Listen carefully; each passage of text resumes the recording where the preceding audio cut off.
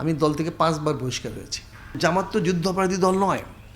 বাংলাদেশ জামাত ইসলাম তো যুদ্ধাপরাধ করে নাই, কারণ বাংলাদেশ জামাত ইসলামের জন্ম হয়েছে মে 1988 সনে। যে কারণে জামায়াতে যোগ দিলেন, মুখ খুললেন মেজর আখতারুজ্জামান।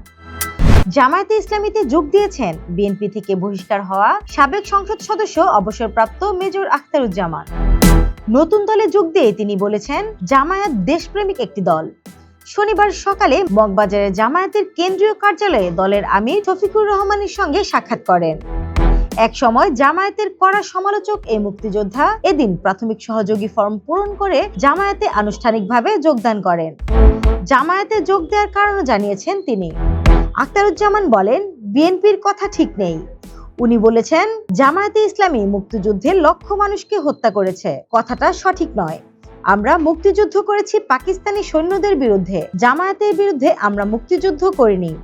আপনি একের পর এক মিথ্যা বলে যাবেন। এর প্রতিবাদে আমি জামায়াতে ইসলামীতে যোগ দিয়েছি, কারণ জামায়াত তো দেশদ্রোহী কোনো দল নয়। জামায়াতে ইসলামী একটি দেশপ্রেমিক দল।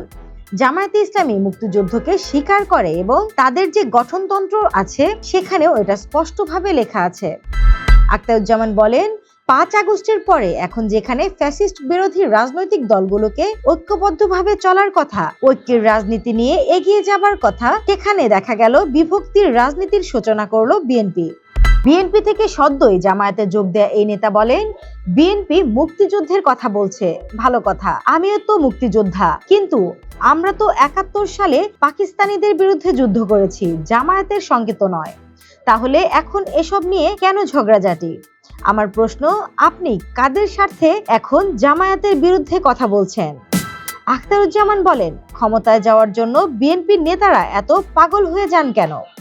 আমি তা বুঝতে পারি না। সাবেক সংসদ সদস্য আখতারুজ্জামান 1971 সালে 3 নম্বর সেক্টরের কমান্ডার মেজর AKM শফিউল্লাহর অধীনে যুদ্ধ করেন।